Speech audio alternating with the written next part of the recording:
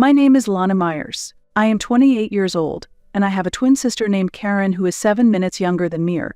This is our story. Sometimes, life takes unexpected paths. In our case, it started when we were children. The invisible force of our parents' favoritism shaped our lives. Although we are twins, we are fraternal and look quite different. I resemble our father with single eyelids and narrow eyes. Karen has double eyelids like our mother, and her eyes are wide open. She boasts about being a model for a local photo studio when she was a baby. And indeed, she was cute. She was cute enough to make our parents dote on her excessively. My earliest memory is from when I was 5 years old, involving a birthday present. I was forced by our parents to give the cherished teddy bear I received from our grandmother to Karen. At that time, we had just started at a new kindergarten. Our parents insisted that we be placed in the same class and persuaded the principal. Having them in the same class will surely make both of them feel secure. My father's voice was in his usual work mode. As a sales manager, he was skilled at persuading people. Eventually, the principal gave in. Nobody could have imagined that this decision would significantly alter our fates. A few weeks after starting kindergarten, our 5th birthday arrived. Our grandmother gave each of us a teddy bear. Mine was brown and Karen's was white. Both were adorable, but Karen immediately spilled chocolate ice cream on hers. "Lana, Karen's teddy bear got dirty. Why don't you swap yours with hers?" My mother's voice was kind, but I sensed the hidden command in her words. "That's right, Lana. As the older sister, it's only natural for you to give up something for your younger sister." My father's voice carried its usual sternness. I hesitated. It was a precious gift from my grandmother, but Karen was crying loudly. I felt our parents' gazes accusing me. In the end, I let go of the teddy bear. Seeing Karen's smile and our parents' relieved expressions, I felt something definitely change. Since then, an invisible boundary was drawn in our family. Karen became the cherished child and I became the enduring child. This role became more solidified as we grew older. In kindergarten, Karen quickly became popular. Her bright, sociable nature made her adept at making everyone laugh. Meanwhile, I was quiet and introverted. I loved drawing and art time was my favorite. One day, a drawing of mine won first place in a school competition. The teacher called my parents to share the good news. That day, I eagerly awaited my parents' reaction. "Lana, I heard you won first place in the drawing contest. That's wonderful." My mother's voice contained a mix of surprise and joy, but it didn't last long. "But Karen is upset.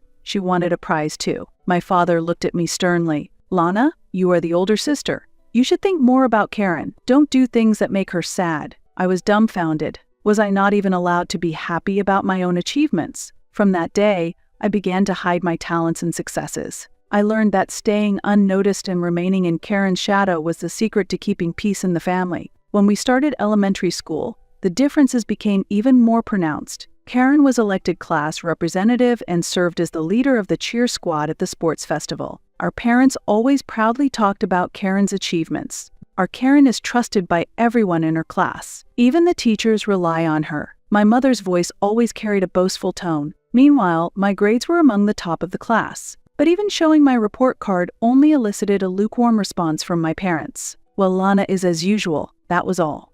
One day, our teacher called home. I had ranked first in the state in a national mock exam. My parents were momentarily pleased, but soon they began worrying about Karen. How did Karen do? Upon hearing the teacher's answer, my father's face clouded over. "Lana, you should help Karen more.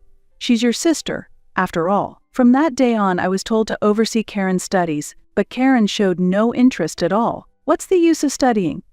I'm going to be a celebrity in the future," she declared. Karen said that as she struck a pose in front of the mirror. Our parents watched her and smiled kindly. "Absolutely, Karen will definitely become a star." My mother's voice was filled with admiration and expectation. As we entered middle school, Karen began to seriously pursue a modeling career. She passed an audition for a local magazine and started to appear in it occasionally. Our parents were thrilled and distributed Karen's photos to all our relatives. I continued to excel academically and was highly regarded by my teachers, but at home, I remained in the background. Our parents' conversations always revolved around Karen. I was only mentioned when comparing me to Karen. "Lana is plain compared to Karen.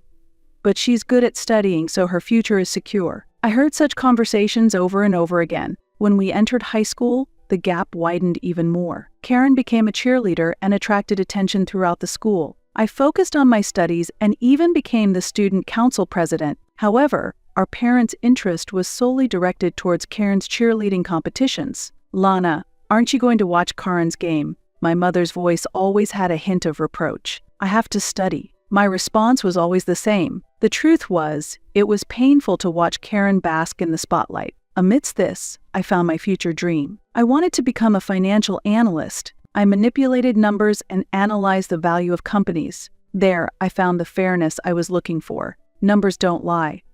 I was drawn to a world where one is evaluated solely on their abilities. When I shared this dream with my parents, their reaction was unexpected. "That sounds like something Lana would be good at." My mother's voice had a rare affirmative tone. "You will probably do well." My father also unexpectedly offered words of recognition. In that moment, a small hope sprouted within me. Maybe my parents did recognize my worth after all. I thought that way. Eventually, the time to go to college came. I attended a prestigious university out of state on a scholarship. I planned to study financial expertise in the economics department. Meanwhile, Karen enrolled in a local university. She would study acting in the College of Arts. Karen will surely succeed as an actress. My parents' expectations were still squarely focused on Karen. When college life began, I felt freedom for the first time. Living away from home, I discovered the joy of making my own decisions about my life. Classes were enjoyable, I made new friends, and I started a part-time job. On the other hand, Karen's college life was not going smoothly. Right after enrolling, she began saying that the university was not a good fit for her. "Everyone is too serious here. It's boring for me," she complained. Karen began skipping classes, and within a year, she had dropped out of university. "I'll take some time at home to find the right path for myself," Karen said as she moved back in with our parents. While they were worried, they accepted Karen's decision. "We need to support Karen until her talents bloom," my mother said, comforting Karen. From then on, I gradually reduced my contact with home. Whenever I called, the conversation always revolved around Karen. They hardly asked about my studies or life. After graduating from university, I secured a job at the financial institution I had always wanted to work for. My starting salary wasn't very high, but I found joy in being able to support myself with my own efforts. The job was tough but fulfilling. Facing numbers and analyzing the realities of businesses provided the fairness I sought. Meanwhile, Karen was still doted on by her parents and lived as a NEET under the guise of helping with household chores. Her life was mostly sedentary, eating her favorite foods and lounging around, which led her to gain a significant amount of weight, losing the cuteness of her childhood. However, to our parents, who had become completely indulgent, her physique seemed irrelevant, regardless of the past, when they favored Karen for her cuter appearance over mine. One day, amidst these ongoing circumstances, I suddenly received a call from Karen. "Lana, I want you to give our parents a trip." I was puzzled by her sudden request. "What? Why all of a sudden?" "It's for their 30th wedding anniversary. I heard that the son of Mr. Lane next door gave his parents a trip." Mom seemed envious when she heard about it. I couldn't help but smile wryly as Karen explained, typical of our mother. "She probably doesn't want to be outdone by the Lanes. But we haven't done anything for them before, right? Not for their 10th or 20th anniversaries. That doesn't matter. It's never too late to start." Karen's voice carried her usual confidence. "So, what do you want me to do?" The answer was as expected. "I want you to put up the money. I'll handle all the reservations. Then it can be a gift from both of us." Karen doesn't work, so the allowance she gets from our parents is her only source of income, and she spends all of it. So she has no savings. For a moment, I thought about refusing, but the complex feelings I had for our parents swayed my heart. Indeed, they favored Karen over me, but still, they raised me. Perhaps I should do at least the minimum to honor them. "Okay, I'll set the budget, but I'll leave the rest to you." Karen happily hung up. Afterward, I got caught up in work and completely forgot about the trip for our parents. Then, 2 weeks later, suddenly, I received the news. Our parents had died in a traffic accident while on their trip. I never wanted such a farewell, and I regret contributing financially. Karen repeatedly blamed me for the tragedy. While listening to her cry and scream over the phone, I was oddly calm. It was as if my emotions had frozen. "Lana, what are we going to do?" Karen's voice was broken. "Stay calm. I'm coming home right now. I'll handle everything." After hanging up, I immediately contacted my boss and applied for emergency leave. Then I set off for my childhood home. When I arrived, relatives had already gathered there. Karen was being cradled by one of our mother's friends, crying like a small child. I entered the house quietly and navigated through the bustling relatives to the second floor, to my old room. Stepping into the room, nostalgia hit me, but so did a sense of dissonance. A decade-old poster still hung on the wall, but unfamiliar clothes were carelessly thrown on the bed. Karen had been using it as her room. Taking a deep breath, I shifted my focus. This was no time for sentimentality. There was much to be done. A few days later, the funeral took place. I managed the ceremony methodically. Karen broke down crying, nearly fainting several times. Relatives and our parents' friends were focused on comforting Karen, barely noticing me. After the funeral ended and the relatives had left, Karen and I were alone for the first time. "Lana, what are we going to do now?" Karen asked anxiously. "First, we need to check our parents' will," I replied calmly. "Then, there's the mortgage and insurance paperwork to handle. I'll take care of everything." "Stop being so cold." Karen suddenly screamed. "Mom and Dad are dead. Don't you feel sad at all? It's because of the unnecessary thing you did that Mom and Dad died. Take responsibility for it." Responsibility? Am I not doing enough? Handling all the funeral preparations alone? Could she possibly be referring to the future? At that moment, a chill ran through me. With our parents gone, Karen might intend to depend on me from now on. I was momentarily at a loss for words. True, I hadn't shed a single tear, but that was. "Getting emotional won't solve anything," I said quietly. "We need to deal with reality now." Karen stormed out of the room angrily. The next day, I found the will in Dad's study. It contained something shocking. "Although I am healthy and cannot imagine passing away, if I do, half of my estate will go to Mom, and of the remaining, 80% will go to Karen, because she has always been our support, and the rest will go to Lana." I couldn't believe my eyes. Why such an unfair distribution? Just then, Karen entered the room. "What are you looking at?" I handed her the will silently. As she read it, her expression brightened. Just as I thought. Mom and Dad really did think about me. In response to her words, emotions I had long suppressed suddenly overflowed. "Thinking about you. Karen, you need to wake up. Our parents coddled you so much that you've become an adult who can't do anything on your own." Karen looked shocked. "What? Why would you say something so mean? Are you jealous?" "Jealous? Don't make me laugh," I scoffed. "I've carved out my life with my own efforts. Meanwhile, you've lived off our parents even at 28. Even this distribution of the inheritance is probably because they knew you couldn't manage on your own." "That's cruel." Karen's eyes welled up with tears. "Are you really my sister?" Her words deeply hurt me. Without a pause, Karen continued, "You're going to live on your own anyway, so just renounce the inheritance." "I have no intention of working.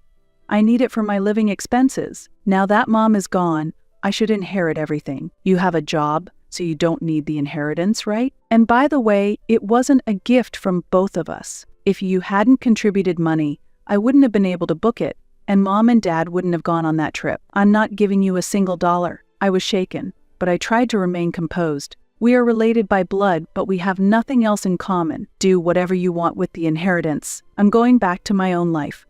If I renounce the inheritance, I will never, under any circumstances, take care of you again. If you're okay with that, then I'll renounce it." Saying this, I left the room. The following weeks felt like a nightmare. Handling the inheritance process, sorting out the house, confirming our parents' debts. I had to do it all alone. As I was nearing the completion of these tasks, nearly 3 months had passed. Karen's call came as a surprise. "Did you know we're not getting any inheritance money, and there's no life insurance payout either?" Dad was driving under the influence, I explained succinctly. So what Karen seemed unable to grasp the significance. What she didn't understand was that our parents had driven to their vacation destination in their own car, and the police investigation revealed that our father had stopped at a distillery along the way. Despite tasting a significant amount of alcohol, he had continued to drive. Dad always thought that as long as his actions didn't get exposed, they weren't wrong. He indulged himself with the belief that everything was fine as long as he wasn't caught and no accidents occurred, a dangerous overconfidence.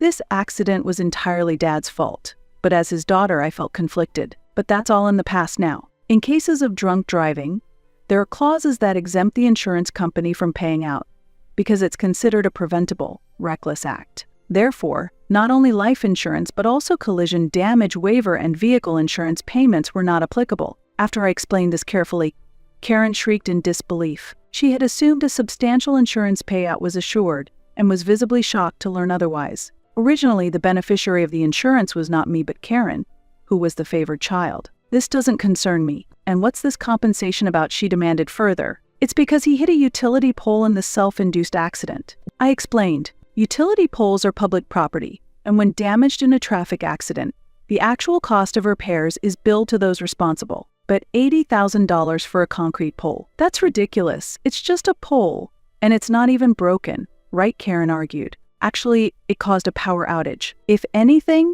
that's a low estimate, I explained. Not only had the pole been damaged, but the power lines were severed, causing a major hotel and several residences downstream to lose electricity. Upon hearing this, Karen became hysterical. That's a lie. It must be a lie, she screamed. Lana, you must have hidden it all, trying to steal the inheritance from me. I shook my head in disbelief. Karen, face the reality. Our parents were drowning in debt. They kept borrowing more to support your extravagant lifestyle. Karen broke down crying. So what am I supposed to do now? At that moment, I made my decision. I could no longer take care of Karen. She was 28 and needed to carve out her own path. Karen, listen, I said calmly. We need to go our separate ways. You need to forge your own life with your own efforts. I can't look after you anymore. Karen looked at me in shock. What are you talking about? We're sisters, aren't we supposed to help each other? No, that's not how it is, I said firmly. We might be twins, but we're living separate lives now. You need to become independent. Karen became angry. You're so cold. How can you be so cold? Our parents just died, and you choose this time to abandon me. I took a deep breath, steadying myself against her accusations and the emotional turmoil swirling between us. Karen, this isn't abandonment.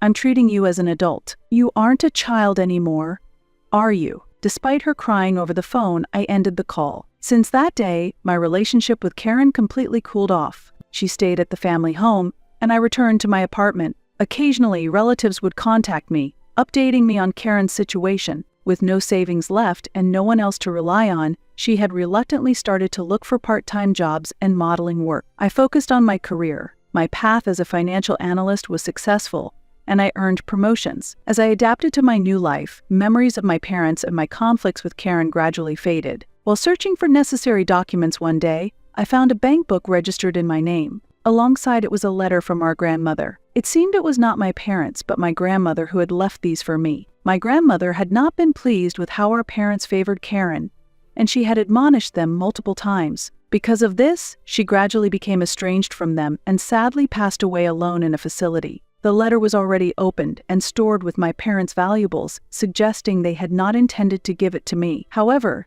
this was evidence of my grandmother's affection for me and was rightfully mine. 5 years have passed since then. One day, out of the blue, Karen called me. Lana, I need to talk to you. Her voice was completely different from 5 years ago. It was calm and matured. Is something wrong? I asked cautiously. I'm sorry, Karen's voice trembled. About everything 5 years ago, you were right. I finally realized that. I was speechless. In these 5 years, I've learned so much. The hardships of work, the importance of money, what it means to be independent. And I've come to understand your feelings too. Karen continued. Lana, you've been enduring all along. Because of my selfishness, you gave up so much, didn't you? I'm truly sorry. Tears spilled from my eyes for the first time. Karen, Lana, can we start over? This time as real sisters. Something melted inside me at her words. Yes, we can, I smiled. Let's start over. After we hung up, I stared out the window. The sky was clear and blue, hinting at a new beginning. This was the start of a new story for Karen and me, and a new chapter in our own lives as well. After overcoming years of conflict, perhaps we had finally become true sisters. What the future held was uncertain, but I knew I would never feel alone again. And for the first time, I truly felt happy. Months after reconciling with Karen, I made a significant decision. I resigned from the financial institution where I had worked for many years and decided to work independently as a financial planner. My decision was greatly influenced by my reconciliation with Karen. Through our conversations, I found an opportunity to reflect on my own life. Indeed, my work as a financial analyst was fulfilling. However, what I really wanted was to assist individuals in achieving their dreams and goals. Lana, are you sure about this? Karen asked worriedly. You just got promoted. Then, I smiled. Yes, it's fine. I see this as an opportunity. I can use my experience to do what I really want to do. Karen thought for a moment, then smiled warmly. I see. That's very like you, Lana. But let me know if there's anything I can help with. Her words warmed my heart. The old Karen would have been too overwhelmed with her own issues to offer such consideration. The first year of being independent was tougher than I had imagined. I struggled to find clients and my income was unstable. Yet, facing each client individually and being able to support their lives brought me immense satisfaction. Then, an astonishing request came my way. "Lana, do financial planners also consult with celebrities?" Karen asked with interest one day. "Yes, of course. But I don't have such high-profile clients," I replied jokingly. Karen hesitated a bit before saying, "Actually, I have a friend who's a young actress. She's recently become popular, but she's struggling with managing her money." I was surprised. "Really? But isn't she with a major agency?" Karen shook her head. "No, she's independent. So she has to handle all the little details herself." Eventually I met with the actress, Audrey. She was indeed young and beautiful, but there was a weariness in her eyes. "I'm really sorry for this sudden consultation," Audrey said. "Not at all." I smiled. "I'm here to help if I can." Audrey's concerns were more serious than I had imagined. Though her income had increased due to her recent success, she had no knowledge about managing taxes or investing for the future. "I've only ever focused on acting," Audrey said shyly. "But I know I can't continue like this." Hearing this, I was reminded of the old Karen, chasing dreams without facing reality. "It's okay." I took Audrey's hand. "Let's work hard together." Over the next few months, I developed a financial plan for Audrey from scratch. From the basics of taxes to long-term asset management, I explained everything carefully. Audrey was a quick learner. "Lana, thank you so much. I didn't realize how much there was to learn." Her words filled me with great joy. I was making a tangible contribution to someone's life. This was exactly what I had been seeking. The work I did with Audrey began to attract attention, and gradually I started gaining more clients from the entertainment industry. My business developed in unexpected directions. One day, Karen burst into my office, visibly excited. "Lana, it's incredible. We've got an interview request from a TV station." I was so surprised that I stood up from my chair. "What do you mean?" Karen explained, breathless. "You're being called the Alley of Celebrities. They want to feature you as a financial planner who supports the financial independence of young entertainers." I was perplexed. "But I'm just doing my job. There's nothing special about that." Karen shook her head. "No, Lana, you are special. Not many can understand the complex income structures of celebrities and give advice while respecting their dreams." Her words made me think deeply. Indeed, the financial situations of celebrities are unique: unstable incomes, sudden large payments, complex taxes, and above all, the importance of pursuing dreams. Perhaps through my experiences and my relationship with Karen, I had come to deeply understand these. In the end, I decided to accept the TV interview. It wasn't just to promote my own work, but also as an opportunity to convey the importance of financial independence to young entertainers. On the day of the interview, I stood in front of the camera, nervous. "Ms. Myers, why did you decide to become a financial planner specializing in celebrities?" the interviewer asked. I paused to think before answering. "Actually, I have a twin sister. She once aspired to be in the entertainment industry too, but she lacked financial knowledge." I spoke candidly about my past with Karen, our relationship with our parents, and the process of reconciliation. While I omitted the finer details, I explained how these experiences connected to my current work. Pursuing dreams is wonderful. However, to sustain those dreams long-term, a solid financial foundation is necessary. I aim to support celebrities in achieving both, I explained. When the interview concluded, the staff applauded. The director approached me and said, "Thank you for such an inspiring story. It will surely resonate with many people." After the broadcast, the response was greater than anticipated. Not only did numerous young entertainers reach out for advice, but general viewers also shared how the interview helped them appreciate the importance of balancing dreams and reality. That evening, Karen came to my apartment. "Lana, I watched it," she said with sparkling eyes. "It was wonderful." I smiled, a bit embarrassed. "Thank you. But I could only tell that story because you were there with me." Karen nodded quietly. "Lana, sometimes I still think about it. If I had been more realistic back then, maybe I could have become a famous actress by now," she mused. I looked at her, surprised, but saw no regret in her expression. But Karen continued, "I am satisfied with my life now. That setback allowed me to truly confront who I am, find the job I have now, and more importantly, it made us true sisters." I hugged Karen spontaneously. "Karen." At that moment, I felt that we had truly reconciled. The wounds of the past might not be completely healed, but we had found closure and a new beginning together. But we could use that as nourishment to grow together. I was sure of it. Looking outside the window, the full moon was shining brightly. Its light seemed to bless our new life. What the future holds, I do not know, but I will never feel lonely again. Having a sister who understands and supports me is enough to make me feel content. And I whispered from the bottom of my heart, "Thank you, Karen. And thank you, Mom and Dad. My feelings towards our parents are still complex, not fully reconciled. But it was because of them that I am who I am today. For the first time, I felt I could truly accept that fact. Bathed in the moonlight, Karen and I sat quietly together. A new morning awaits us.